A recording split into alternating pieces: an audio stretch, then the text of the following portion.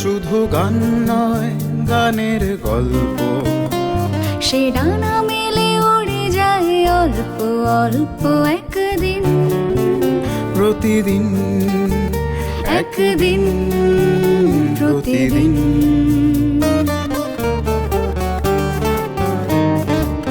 কেন সে গান গায় সে কথা অজানা, সে সর সন্ধির সন্ধিতে নিশানা। কেন সে গান গায় সে কথা অজানা, সে স্বর সন্ধির সন্ধিতে নিশানা। সে কাকে ডাকে কে মনে রাখে, আলো ছায়া মাখা হারানো দিন। সে শুধু গান নয়, প্রাণের স্পন্দন, যার কথা মালা হয়ে ওঠে চন্দন সুবাসে প্রতিদিন, একদিন প্রতিদিন।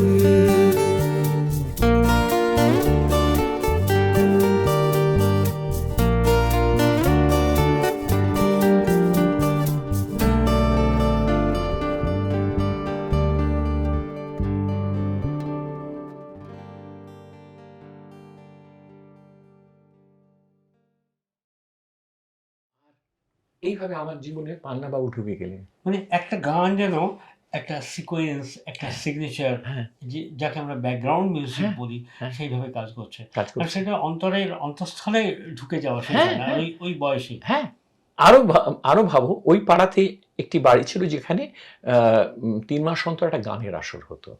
বেশ ভালো, মানে অবস্থাপন্ন বাড়ি, আর বেশ তোমার পাথর দিয়ে মোড়ানো মেঝে, আর তার উপরে ফরাশ করে দেওয়া হতো, আর বন্ধু বান্ধবদের ডেকে আনা হতো। ওই একজন শিল্পী থাকতেন, তিনি গাইতেন। হ্যাঁ, ওখানে আমি একবার তো আমি বলেছিলাম সেটা হৈমন্তীকে। হৈমন্তী তখন খুব বাচ্চা একেবারে। হৈমন্তী একবার গিয়েছিল মানবদার সঙ্গে গাইতে, ওখানে গিয়েছিল। তো সেটা হৈমন্তীর মনে ছিল। আমি বললাম, তুমি গিয়েছিলে, গিয়ে তোমরা একটা হংসধ্বনি গান গিয়েছিলে, মনে আছে? হ্যাঁ হ্যাঁ হ্যাঁ হ্যাঁ, তোমার মনে আছে? আমার মনে থাকবে না? তখন যা আসে কানে সব বসে যায় মনে। তো যাই হোক, বলে হ্যাঁ।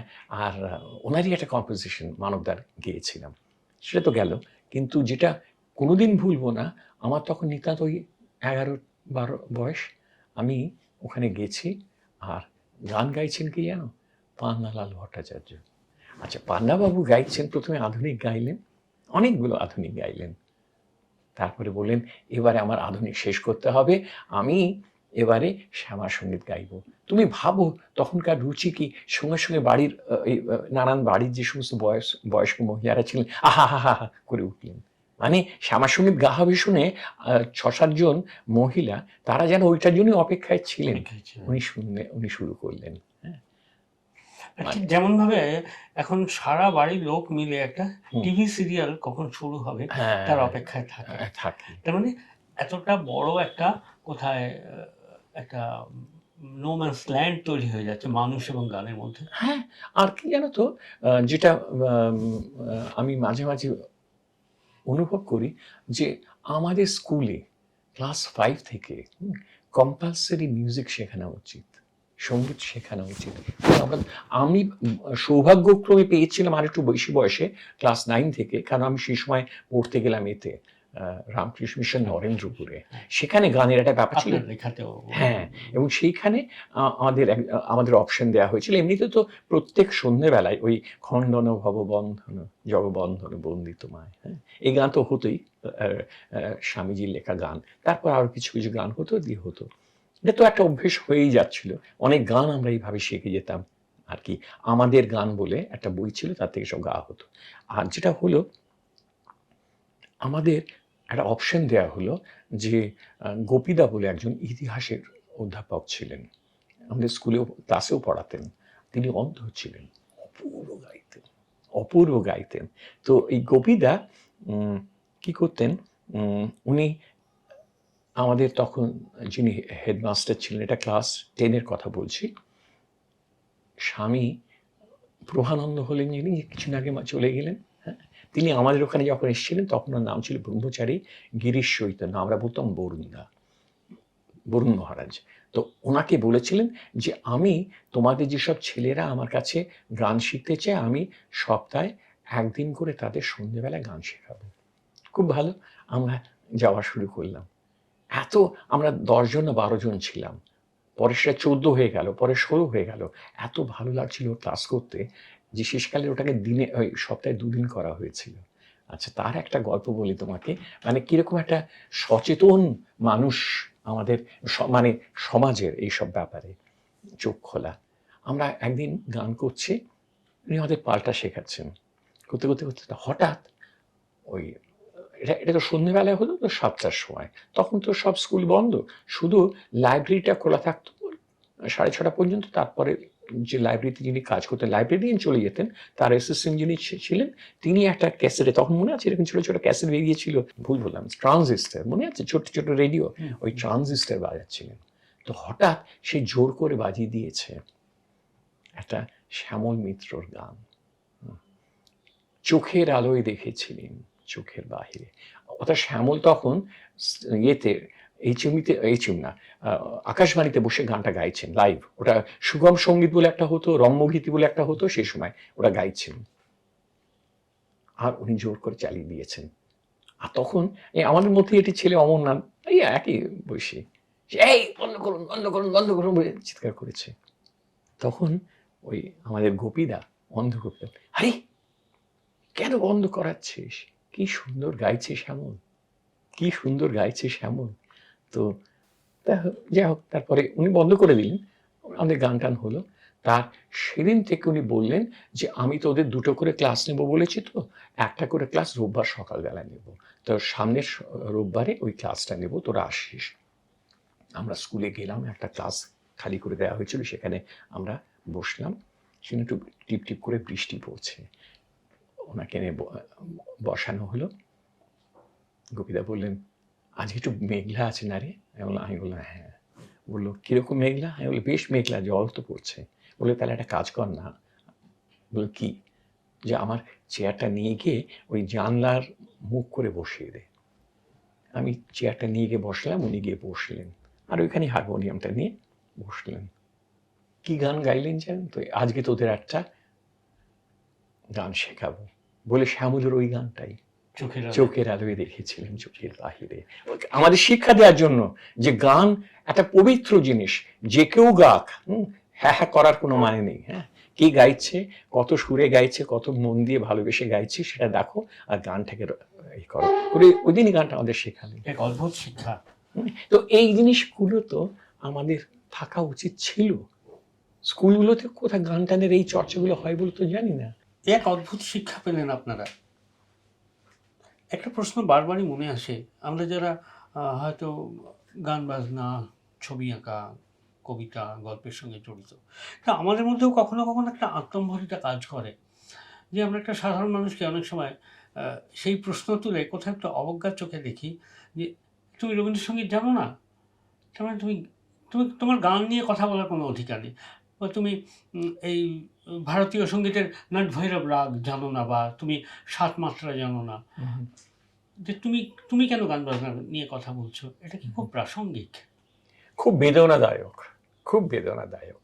তার কারণ হচ্ছে গানকে কিভাবে ভেতরে পুষে রেখেছে এটা বাইরে থেকে বোঝা যায় না। কে রবীন্দ্রসঙ্গীত শিখেছে বলে সে শিক্ষিত হলো গানে, বা কে ক্লাসিক্যাল চর্চা করেছে বলে সে গানে শিক্ষিত হলো, এটা কোনো পরিচয় নয়। গান কার ভিতরে কিভাবে আছে, কত সুরেলা মানুষ আছে শুধু সাধারণ গান করে, সাধারণ গান করে গেছে, সাধারণ একেবারে, কি বলবো, মানে ক্লাসিক্যাল দিয়ে গাইতে হবে, বা রবীন্দ্রসঙ্গীত গাইতে হবে, বা নজরুলের গজল গাইতে হবে, বা যাই হোক আর কি, এসব যাকে আমি বলি উচ্চ শ্রেণীর গান, মানে একটু একটু ইয়ে করি, একটু কষ দিয়েই বলি, সেই সব নিয়ে ভাবার কোনো কারণ নেই। গান যার ভেতরে আছে তাকে স্বীকার করতেই হবে। আমি জানি আমার ছেলেবেলাতে আমাদের পাড়াতে একজন আমাদের বন্ধু ছিল জয়ন্ত ভট্টাচার্য, হরিদহন ভট্টাচার্য অভিনেতা ছিলেন, তার ছেলে। কি ভালো হেমন্তদার গান গাইতো, ওকে আমরা পাড়ার হেমন্ত বলতাম।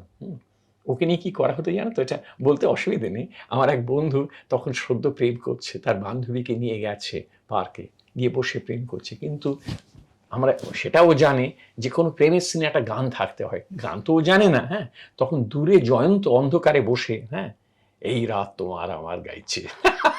আর কি অপূর্ব একটা, আর আমরা আরো দূর থেকে দেখছি সেগুলো, আর ওখানে ওটাকেই ও মানে সেই দুষ্টুমির অনুষঙ্গেও গান। আচ্ছা, আর সবচেয়ে বড় কথা হচ্ছে গান কে কি গাইতে চায় তার উপর নির্ভর করে তার গানের রুচি এবং ভালোবাসা। আমি আজকে দুম করে যদি বলি, কেউ যদি হঠাৎ ডিসাইড করে যে আজ থেকে সে ধ্রুপদ গাইবে, তাহলে তো হবে না। ধ্রুপদের মধ্যে চর্চা করতে হবে, সে বহুকালের চর্চা এবং সুন্দর একটা শিক্ষার ব্যাপার। এই সময় খেয়ালও শিখতে গেলে তাই করতে হবে, ঠুং শিখতে গেলেও তাই করতে হবে। কিন্তু যে লোকটা সাধারণ গান করে, একেবারে মানে যাকে বলবো মডার্ন সং, যেগুলিকে বলি আধুনিক গান বলি, তার মধ্যে যে কত সুর এবং কত আবেগ এবং কত পরিণতি বোধ আছে। এই রাত তোমার আমার, ওই চাঁদ তোমার আমার, এই গানটা যখন হেমন্তবাবু করেছিলেন, একটা অদ্ভুত অশিক্ষার পরিচয় পাওয়া গিয়েছিল আমাদের সমালোচকদের। তারা বলে, যেহেতু ওটা ইন্ট্রোডিউস করা হয়েছে তোমার ওই ব্রিজ অফ দ্য রিভার কোয়াই সিনেমার ওই যে হুইসেলটা, এছাড়া তার ভিতরে কিন্তু আর কোনো কিছু নয়, ওই হুইসেলটাই শুধু আছে, দিয়ে তারপরে এই রাত তোমার আমার বলে দেওয়া হলো যে মানে এটা কপি করা হয়েছে, কপি করা হয়েছে বলে লিখে দেওয়া হলো।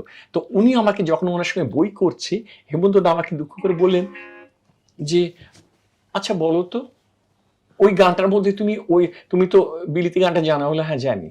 তো বললেন যে ওই বিলিতি গানের কি আছে ওই গানটার মধ্যে বলো তো। আমি তো শুধু ওটাকে ওই মুড তৈরি করার জন্য ওই উত্তম সুচিত্রা রয়েছে রেফারেন্স হিসেবে নিয়ে তারপরে এই গানটা হচ্ছে।